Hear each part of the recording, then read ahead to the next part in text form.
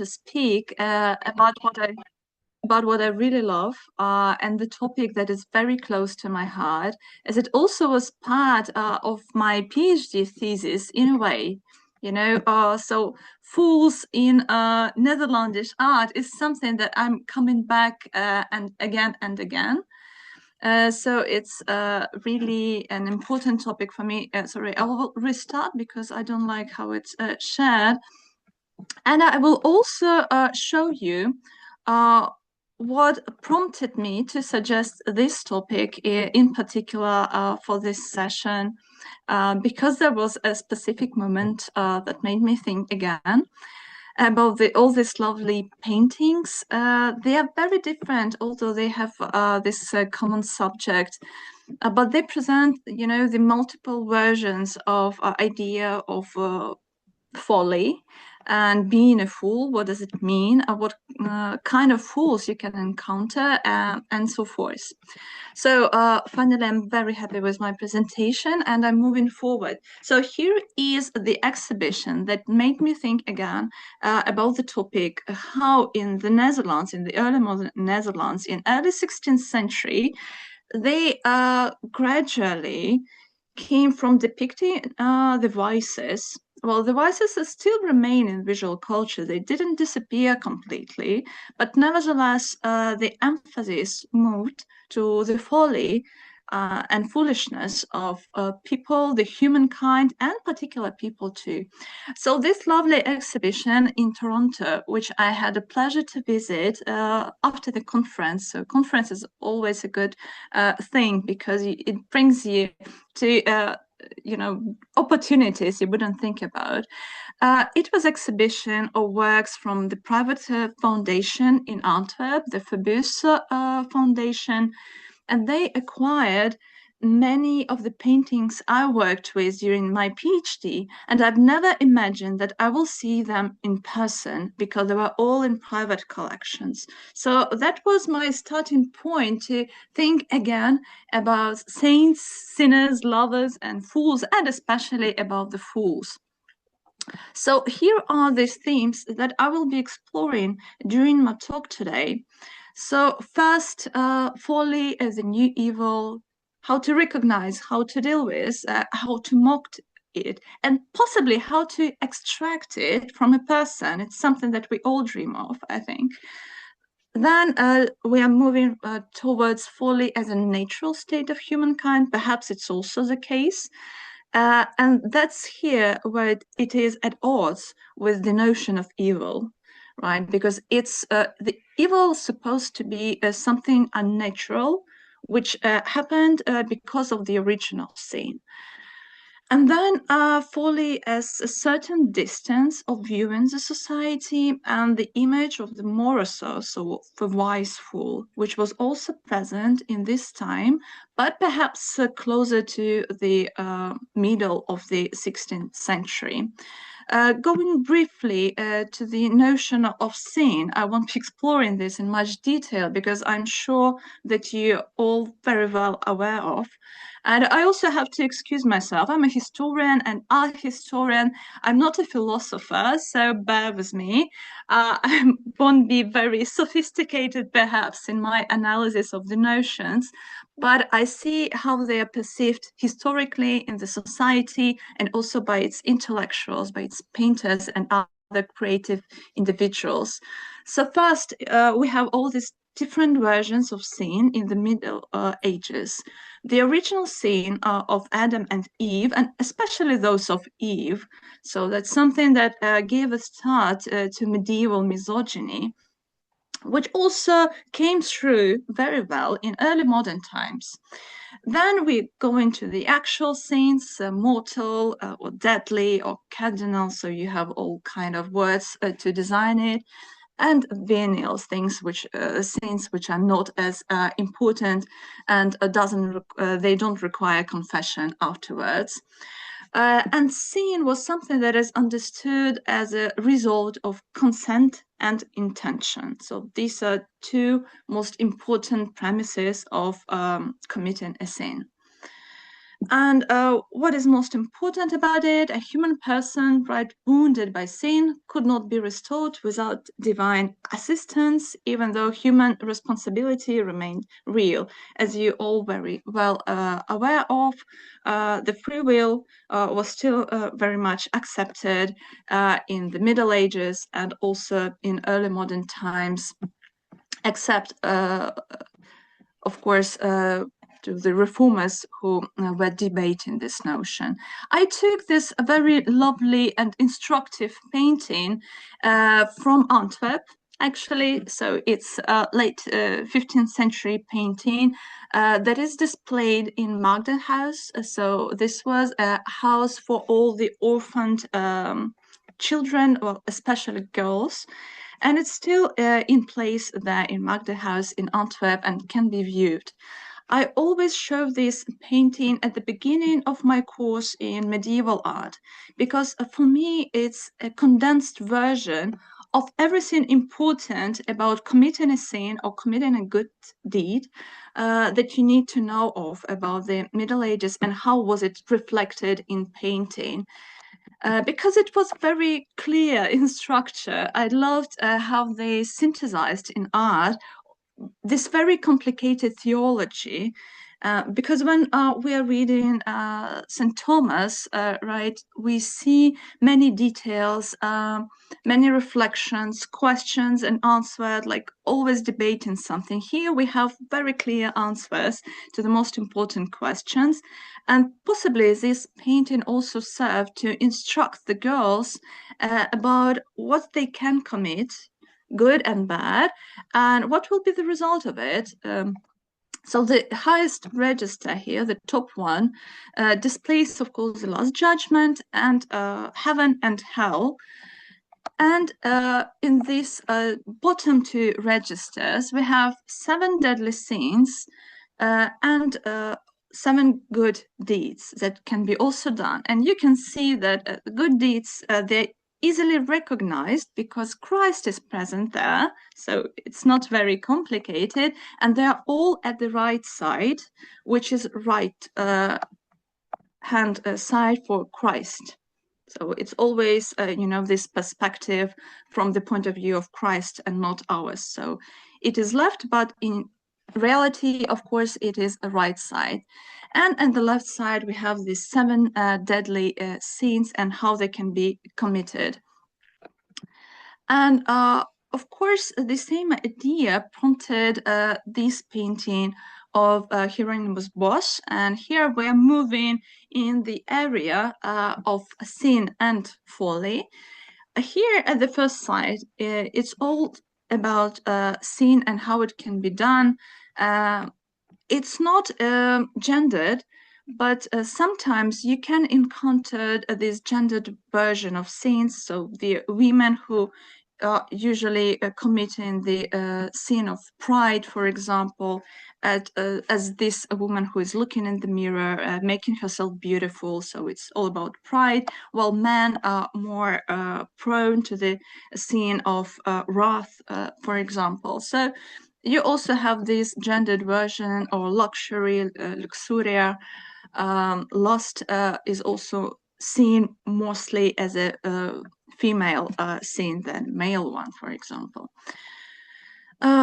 So you have these images of sin that look pretty straightforward, right? You have 7 deadly sins displayed in a roundel which resemble a human eye, with Christ rising from the dead in the pupil of this eye, and 4 other roundel of the 4 last things, that is death, the last judgment, heaven or hell, again. And it's the wake of 16th century, so it seems that nothing changed much. But if we carry on with Hieronymus Bosch, who was a good person to follow, so he was conservative Catholic. He was associated with the main church in Janskerk in Den Bosch, in his hometown. He had access, which was proven through iconography, he had access to manuscripts coming from Netherlands and from Italy. So he knew more things that your usual Bürger, so someone who was living in the city, would know. That's why in some of his paintings, he moved beyond the straightforward interpretation of what sin is and how does it look like. And this boundary becomes quite blurred.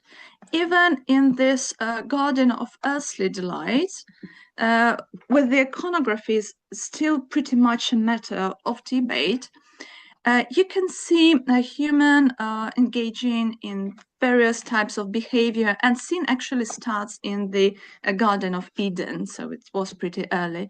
But looking at the central panel and all this occupation of humans and there was this weird animals and organic forms, we can't help but wonder, was it only about the sin, or can it be viewed as a display of human behavior on Earth, which looks foolish and not only sinful, because he was not cataloging these things here.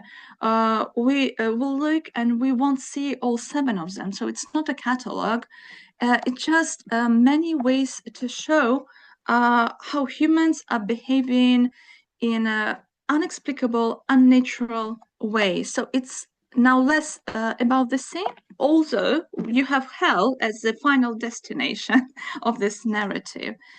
And that's why we're not surprised when we come to the new subject matter in Bosch's art.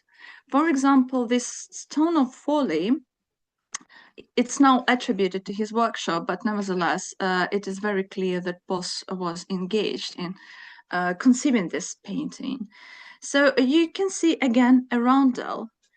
Was it by chance that we see again what art historians call a tondo here, to show the image of a certain behavior? But now it's not longer about the cardinal sins.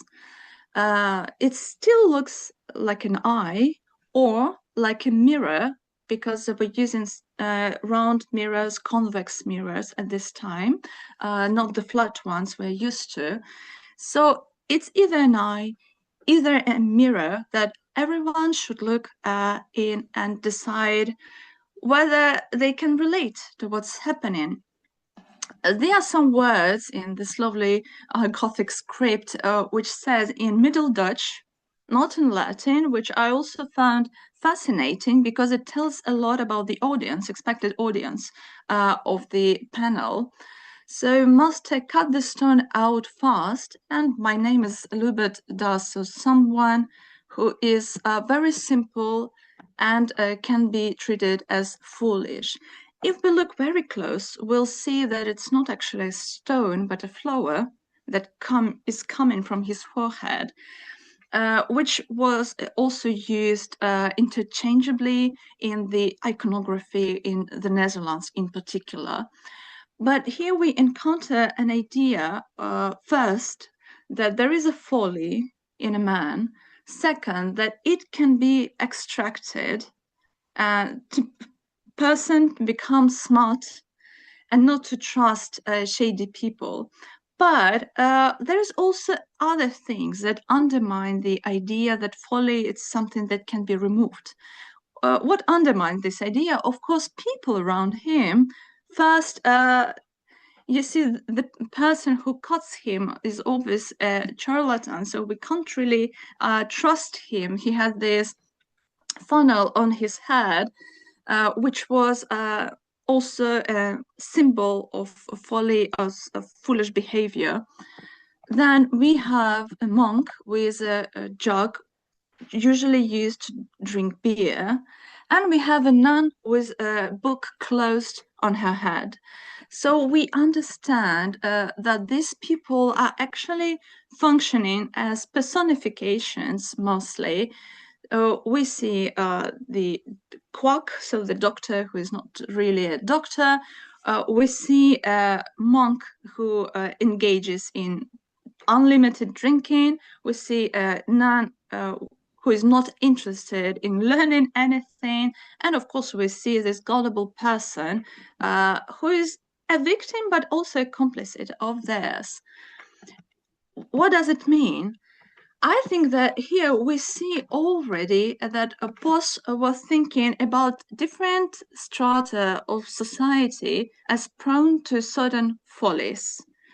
Again, we can't draw a boundary between sinful behavior and the foolish behavior. But obviously, it was also supposed to have a comic effect, which his paintings of saints were not supposed to. Bringing the comic element also meant bringing something secular in the subject matter.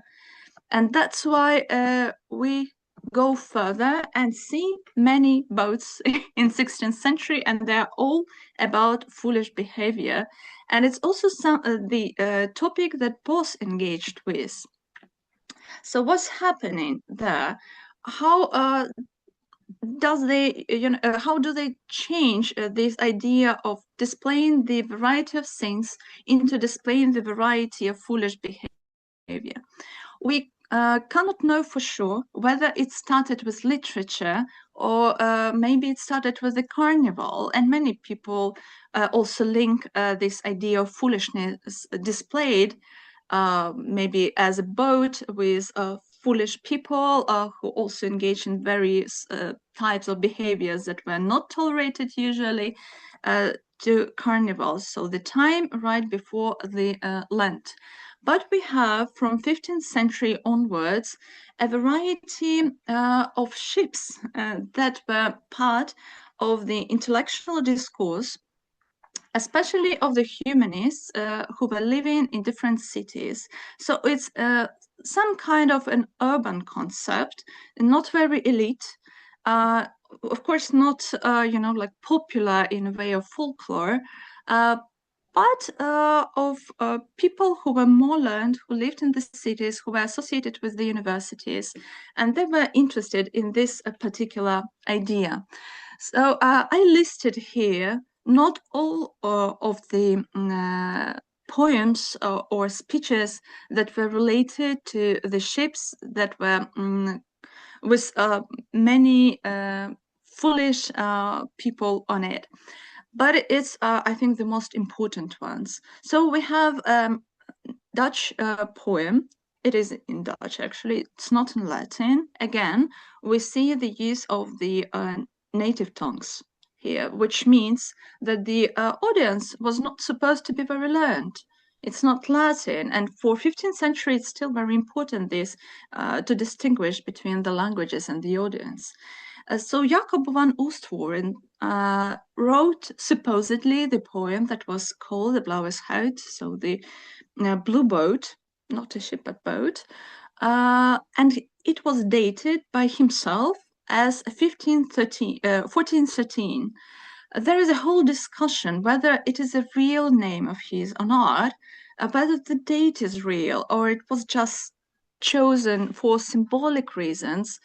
But what do we know for sure? That this person was coming from a chamber of rhetoric, Rhetorikskammer in Dutch, which was an urban association of amateur poets and playwrights in many of the cities of the old Netherlands, which is contemporary Belgium and the Netherlands and also part of France. So there were these chambers of rhetoric, of people who were just interested in literature. They were not properly trained. So these are usually not very good poems in terms of style, but they are very interesting for a historian, for example. And you see the fragment of this manuscript of Jacob van Oostvoorn here, about the ship where different people were invited to. So those people who spend their fortune on women, on drinking, on banquets actually too. So those women who are engaged in all types of whorish behavior. So all these people, all the drunkards, all of them were invited to join the guild. Well, medieval people loved their guilds. So the Guild of the Blue Boat. And we also see the bluebird appearing later on in the visual imagery of the 16th century. So obviously the idea persisted. Then we have the poem, which is dated more precisely of an Austrian poet, Heinrich der Teichner, which was also written in German, so again in a native tongue. It slightly goes from the urban literature to the humanists, so those people who had proper education at universities and also could deliver poems and speeches in Latin. And we have the speech of Jodocus Badius about the guild, again, so about association of people in a boat, but again, drunkards mentioned, the people who spend fortune and so forth. And then, of course, at the end of the century, we have this very important and still very much popular poem by Sebastian Brant, The Ship of Fools, with many different editions in German, in Latin, and then it was also translated, but translated in 16th century sense, which means it was a very, vague translation, not really related to the original much. They were not precise, but it was rather inspired. It's like now watch a movie after a book. So it was inspired by this Ship of Fools of Sebastian Brant. And I will show it on the next slide. Jodocus Badius was one of the translators of Sebastian Brant, but he translated it in his own way. And he also addressed ship full of foolish people, but all of these people were women. And he also connected engaging in foolish behavior to the five senses. So how do we become foolish? Through all these our five senses, the touch, the sight, and so forth. And he made his emphasis on women, which was not very nice, but it's a very entertaining reading, I would say. We cannot be sure that there were these carnival ships going through the town at Mardi Gras, for example. They are mentioned. So, for example, for Heinrich der Teichner, we have mentioned that he saw such a ship in Aachen. Also, there are mentions of such ships in the Netherlands and especially in Antwerp, which in the early 16th century became like the capital not only of trade, but also of arts and printing. And coming to the Ship of Fools of Sebastian Brant, I don't know if you read it. If not, highly recommended because I think it's still funny. Obviously, he was very conservative in his views, so he mocked almost everything, all the new fashions and people who are wearing them, all these people who are reading books or pretend to read books and to seem smart afterwards, all the people who were in church but didn't really abide to the church laws. So there are also a lot of criticism, of course. But he also had an idea that this ship was a variety of fools, which you see here in the engravings. So part of the engravings are said to be by Albert Dürer, actually. They are moving to Naragonia, so a special country where the fools live. And scholars are saying that Naragonia was based on Cocagne, so the land where nothing is lacking and you can get everything very easily. So maybe he kind of associated believing in such thing as land where everything is great to the land of fools as well. So you see the two illustrations that are coming. So here, Narensheath, so the Ship of Fools is showed, but not as a ship, but rather as a platform that can be actually used in the carnival times. And here is a proper ship that goes to Naragonia, and they are singing a song.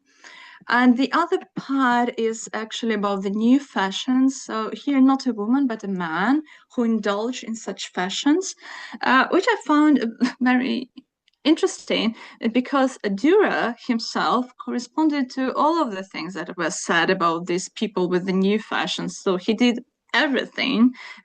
He did all this hair care thing, and he obviously was very proud of his hair. So he wore all these very fashionable clothes, but still it's something that Sebastian Brant mocked. And you see a connection, of course, to the scene of vanity or the scene of pride, because again, we have a mirror, but we don't have these judgmental overtones, serious overtones here. It's more as a joke, more as something that you should not confess about, but you should look at yourself and just think about it. Maybe you can do better than that. So it's interesting that Bosch, and here we come to his own ship, also addressed this construct. We can't be sure that the Ship of Fools, which is just a suggested title, we don't know the real title here, that it was informed by Sebastian Brant's ship.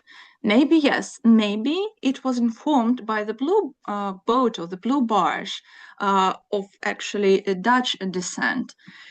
Because we don't have many fools here, so they are not wearing, at least they're not wearing a fool's cap, but they are indulging in all kind of behavior that was mentioned in the poem of Jacob van Oostvoren. So they are drinking, some of them you see drank too much and now they are vomiting. You see a monk and a nun singing to each other. Playing the instrument and singing was also a metaphor, of course, for lustful behavior. And we see a fool at the side. He's not really a part of the company, but he's present there. But it makes us question, so what is his role here? Is he supposed to signify that this behavior is foolish? So it's a real fool, or is it sinful? And again, can we draw a boundary between these two things? Because if we look at the top of the mast, so the ship stayed for such a long time that we see now it's grew in a tree, and in a tree you see an owl. Bosch loved his owls. There are a lot of them, and he's very precise with depicting them. But from the medieval times, right, owl was perceived as a person who walks in the darkness of sin and cannot see light or doesn't want to see a light. So maybe that's also the case here. We can vaguely establish the main scenes here as gluttony and lust, but they are, again, not fully scenes because of the presence of this fool. But if we look at it as a part of a larger thing, it makes us again question, so what was his intention? To depict something that we should judge, or maybe not? Because you see that this part, which at the right side of the slide, was actually at bottom of this ship. So he was elaborating. And there is another panel that probably was a part of this triptych. Triptych is something that is very connected to religion every time, of course. So it's not very secular, it seems.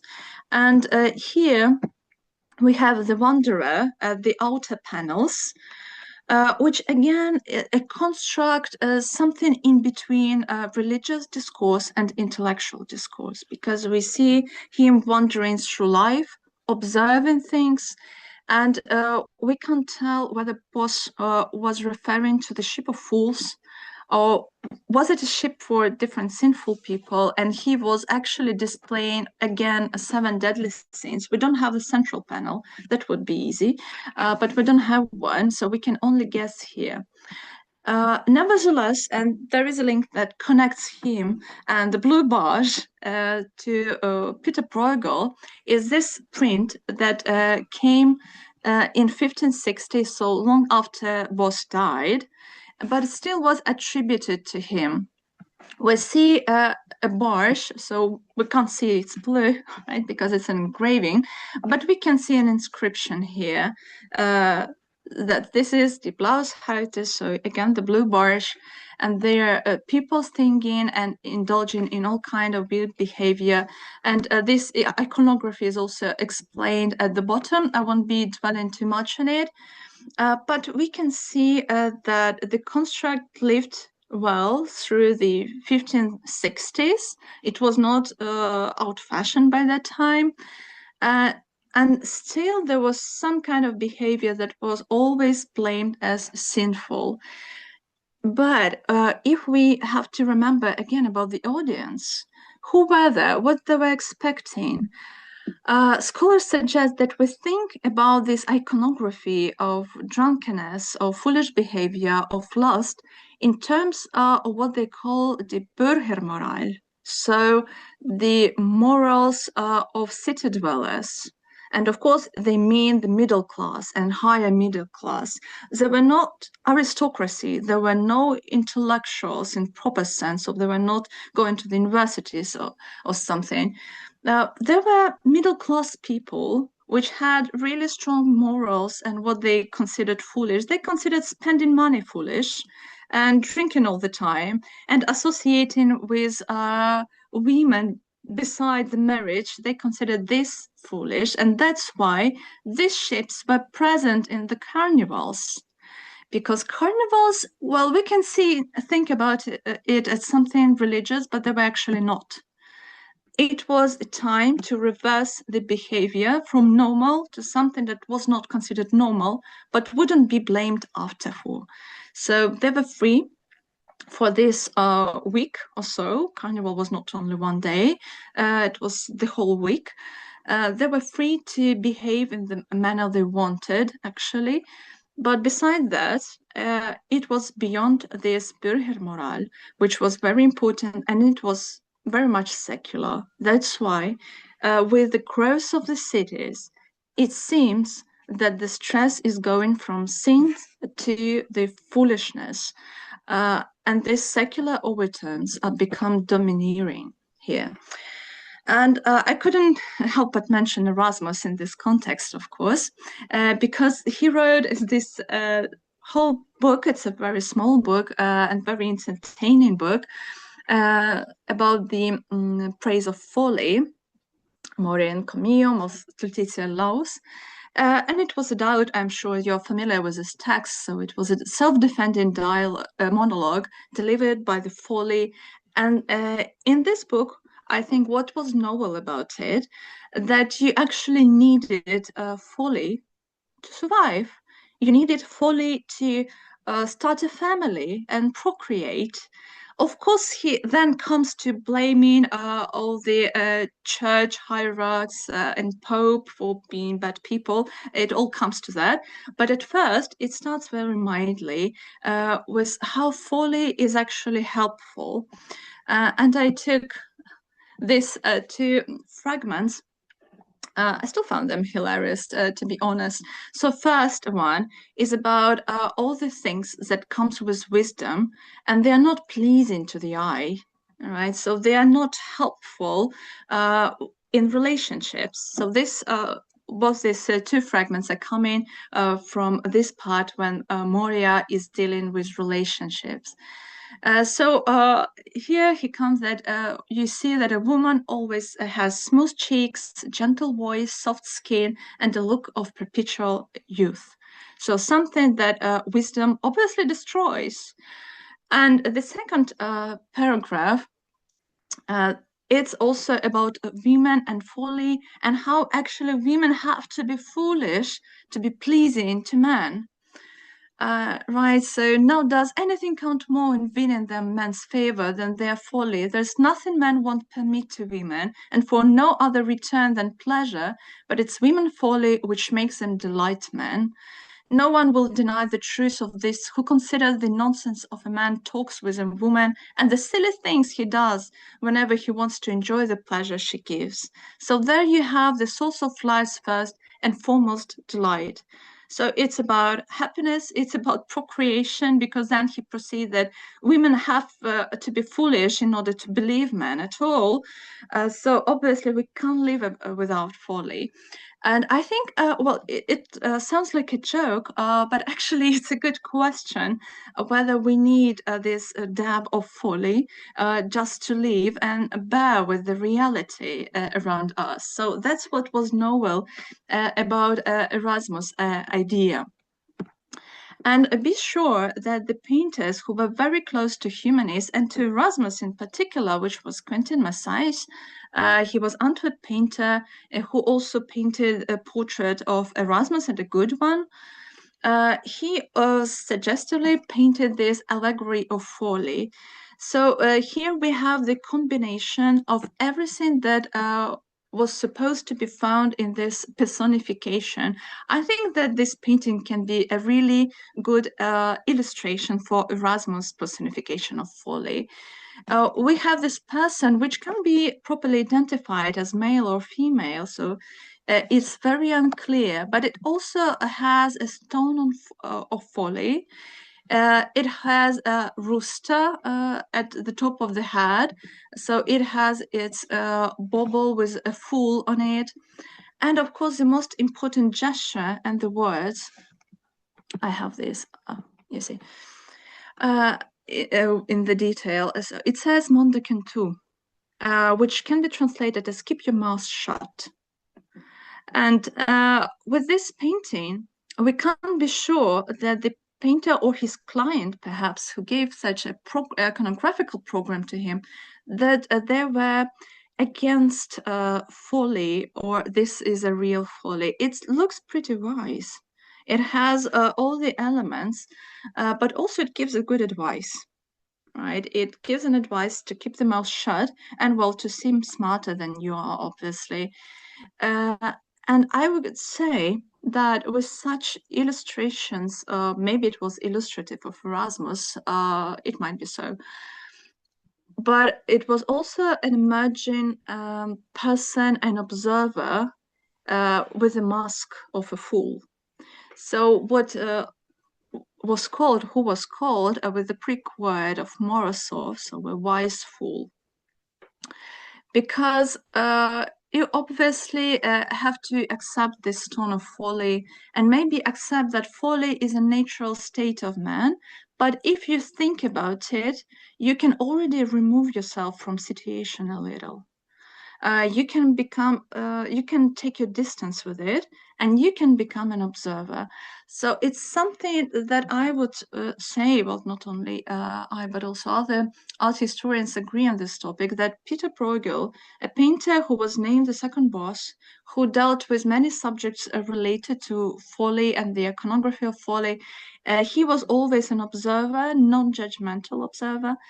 Like a fool who always tells the truth at the court of the monarch and is not blamed for it because it's still the truth and he is foolish and then therefore can afford it. But apart from more learned images, I know that I have limited time, but I still will show them at least briefly. There were other versions of how to display folly in the world, because it was not about the scenes and that you have to think about the personal thing, but rather that you have to accept that the world is a foolish place. And all people are fools in some way or another. And so they are reassuring painters like this one with, you see, it's like an enigmatic painting, and you have to guess what is written at the top of the painting. So if we decipher this, it means what you see in the title. So the world gives food to many fools. So you will survive, it's that's why I found it reassuring. And you see that these two people, these two fools, because they are wearing this clothing that were proper for fools from these two contrasting colors, and they are eating. So that was the main idea, which was presumably conceived for this urban elite who were aspiring intellectuals for their maybe dinner halls to have, because there are other copies of this painting. So it was obviously very popular as a topic. And why is it so? So I would say that in these times, all these paintings functioned not as a statement, they functioned as a certain question to every beholder. So you first you have to decipher, you have to decode what is here, and once you know, you can discuss it. So one of the art historians, Kunyonkere, he suggested that we should treat paintings of this kind too as a certain question, so a question, like in the proper philosophical debate as a starting point. But for the dinner parties, so the dinner party changed much in the 16th century and became a place to discuss various matters that can be considered intellectual. They were emulating aristocratic behavior and humanist behavior here. And they had these provocative paintings with many details too, or some sort of enigmatic places to discuss. So another painting that was for sure meant to be discussed is this huge panel painting by Franz Verbeek. He was a painter from Mechelen. So Mechelen is now is a relatively small town in between Antwerp and Brussels. And it is called a fair of folly. So it actually visualizes your usual fair. But everyone here is a fool in some way. And there's so many details and they're delightful to look at. And I will focus on some of them. So the first at the left-hand side, you see a man that is... so there are two fools, not devils, actually, right? Two fools who are making him move like a horse, right? And he has this huge stone of folly on his head, and that's why one of them has a hammer, to trying to destroy it. But he looks at us. It means that he wants to engage with the beholder and ask, oh, maybe you are this kind of fool with a huge stone, and this kind of stone kind of rules you and your behavior. At the right-hand side, you have all these parts with lust, related to lust. So a man and a woman embracing, but she is trying to steal his money on the way. And there are other pairs who are moved beyond embracing further on. So it's also kind of like the depiction of the seven scenes, but in a comic, grotesque way. And now it's all considered folly.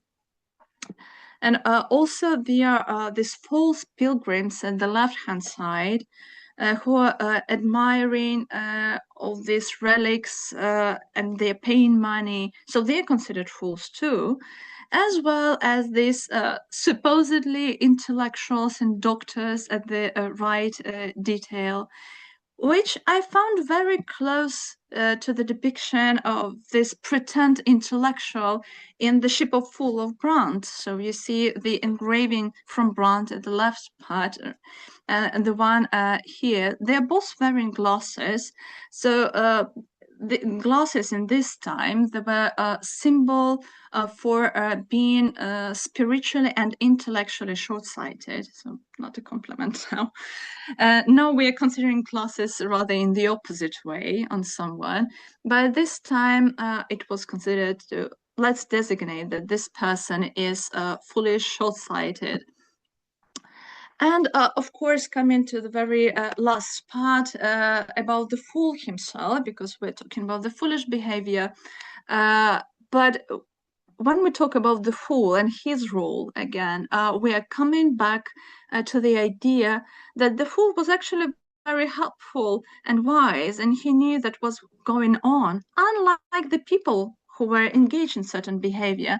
And it's another painting by Quentin Massais, and it was very, very popular. You have different versions.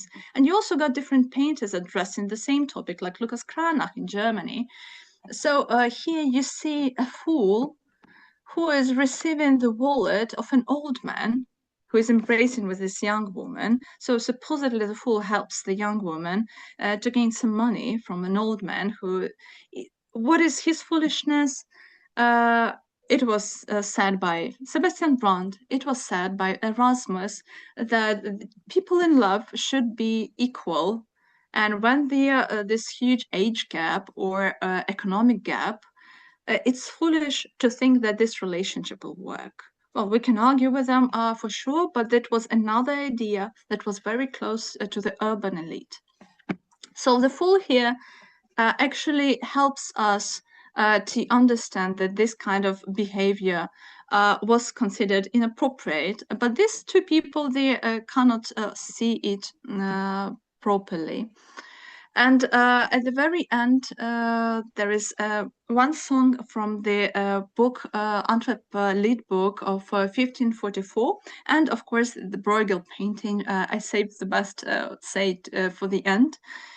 When we are reading through this song, we see again this imagery very close to the blue boat of Jacob van Oostvoren. So the foolish, you fools, and the little foolish ones, you maidens. So everyone is undressed to come together and to revel and to enjoy themselves. So in this way, foolishness and the assembly of fools was also connected to spending time together in a fun way, coming to the banquet, of course. And this small roundel you see at the right side is one of the earliest painting by Pieter Bruegel. And it's tallior, so it's a wooden plate that was used during the banquet. So when you turn it around, you would see this painting that was an embodiment of a proverb. And this proverb, of course, is evident, I think, to everyone. So do not throw your daisies, margaritas, before the swine, because they won't be able to appreciate it. So you just can imagine how foolishness became a topic for a dinner party. You eat, then you turn your tallior, so your wooden plate, around, and you can discuss these proverbs. So maybe someone can relate. Maybe someone knows about another person who was engaging in such behavior. So they can also discuss a proverb. And again, coming to Moroso, so this is very famous painting by Pieter Bruegel, the so-called Battle of Carnival and Lent, with the fool bringing with him a torch around the city, so in the middle of the day, so of course engaging in foolish behavior. But he was kind of leading the way, so he is one who is not deceived by anything that is happening around him. So, and there is a pair who follows him. And having him in the center make us question, so maybe he's someone that we should follow, should look at, should emulate his behavior in a way to call other people foolish behavior around us. And also in this painting, the blue bars, the blue boat makes its appearance. You see there is a tavern which has this blue boat here. And it's supposed to be a part of the so-called Blue Monday when people drink a lot. So everyone would recognize this also as a reference to this poem by Rederijke. And these are more points of discussion than a proper conclusion, and I would love to hear your opinions on that matter too. So what is the relation between the vices and the folly? Are the vices a result of a folly, or maybe other than the sin? So how they're interconnected, how the senses are included, because you can see that the folly is related to all our senses actively used.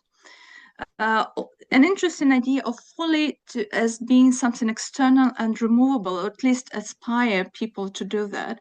So the humanists had this idea that education will help. Education will mend the society. So with this idea, the Enlightenment started in some time after that. That we have here not the result of the original sin or sin as a choice, but just people not being educated properly. Then we also have this idea of gendered follies, as in Jodocus Badius' poem, for example, or even in the writings by Erasmus, when he clearly states how both genders are involved in the folly and how different they are in their foolishness as well. Folly became, without any doubts, one of the topics for the dinner table. Because I would say that the opposite of the folly for humanists, it was not knowledge as such, but rather a sort of wisdom that came from knowing thyself. So Bruegel, I didn't show it here, but Bruegel has another print, so another engraving he designed, and on it, in every part, was written just "Noscete ipsum," know thyself, and it's the only way to become properly, well, not foolish at least, wise. And you cannot find this kind of knowledge in anything. So there are people who are looking in every sort of places on this engraving and they can't find it. So that would be the opposite. You have to know your follies from the very start. And I think it can be also seen as a universal sin. So it's testimony that human nature actually came into focus in the intellectual discourse. So maybe it's just too natural and we cannot reject folly fully, as we cannot, it's not a sin, so we cannot really evade it. And if speaking more generally, I would also say that we can see here a start of this gradual movement to the secularization of the morals, which never ends. I wouldn't say that now we have properly secular moral. It's not properly secular. It's still very much mixed. And that's why I think we can relate this much to the 16th century imagery of folly. Thank you very much. And I will be happy to hear your questions. Thank you, Stefaniia, for such visually pleasant and intellectually intriguing presentation. I'll stop the recording now and we'll go to the Q&A.